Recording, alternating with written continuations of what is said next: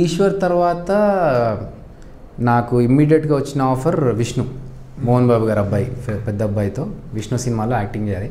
ఆయన సినిమా చూసి వచ్చి బయటకు వచ్చి ఎవడరావాడు జేబులో డబ్బులు తీస్తుంటాడు ఆ ఫ్రెండ్ క్యారెక్టర్ ఎవడు అన్నాడు. అనగానే ఇట్లా కొత్త అబ్బాయి సార్ అంటే రమ్మనండి వాళ్ళ ఆఫీస్కి ఒకసారి వెళ్ళిన తర్వాత నాకు చెక్ సైన్ చేసి టోకెన్ అడ్వాన్స్ ఇచ్చారు. నాకు ఎగ్జామ్స్ ఎంఎస్సిలో ఉన్నాను, అప్పుడు సెకండ్ ఇయర్లో ఉన్నాను. సో సార్ నాకు ఎగ్జామ్స్ అంటే ఇంకా ఇండస్ట్రీలో అందరూ మోహన్ బాబు గారి సినిమా అయిపోయినావు ఇంకా పో అన్నారు. ఏంటర్ బాబు అయిపోయినావు అంటున్నారు, భయపెట్టేస్తున్నారు అందరు. నువ్వు టైంకి వెళ్ళలేదనుకో అందరి ముందు కొట్టేస్తారా ఆయన అన్నారు. సరే టైంకి ఎందుకు వెళ్తాం కదా అని మనం అనుకున్నాం. ఎందుకు మళ్ళీ వీళ్ళు భయపెట్టించేసి ఏదో he doesn't require a reason కొట్టేస్తే ఏం చేస్తావు నువ్వు ఎక్స్ప్లెయిన్ చేస్తావు ఆయనకి ఆ టైంలో అన్నారు. ఎందుకులే అని చెప్పేసి మళ్ళీ చెక్ తీసుకెళ్ళి సార్ వద్దు సార్ నాకు ఎగ్జామ్స్ ఉన్నాయని. అసలు నీకు విషయం తెలుసా, మోహన్ బాబు గారు చదువుకునే వాళ్ళంటే ఆయనకు చాలా ఇష్టం.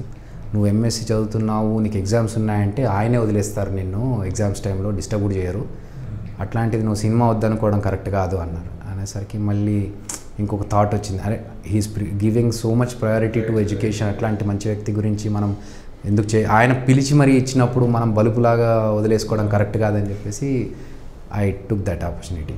అండ్ కరెక్ట్గా సాంగ్ షూట్ అప్పుడు నాకు ఎగ్జామ్స్ ఉన్నాయి. నేను అడిగాను, ఆయన ఒప్పుకున్నారు. ఎగ్జామ్స్ అయిపోయిన తర్వాత వెళ్ళి ఆయనకు చెప్తే హీ వాస్ వెరీ హ్యాపీ.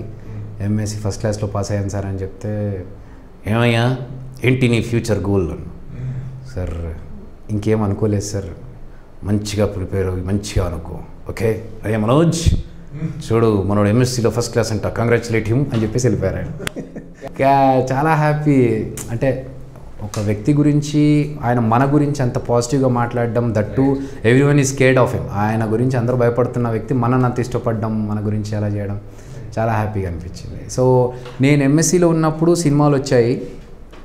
దాని తర్వాత ఒక 4-5 మూవీస్ చేసిన తర్వాత గౌతమ్ ఎస్ఎస్సి ఇంకొక 5-6 సినిమాలు చేసిన తర్వాత I was not getting so many opportunities. నేను ఎక్స్పెక్ట్ చేసిన అన్ని ఆపర్చునిటీస్ రాలేదు. ప్లస్ నాకేంటంటే అది మరి నాకు తెలియనితనమా లేకపోతే సెల్ఫ్ ఈగోనా తెలీదు.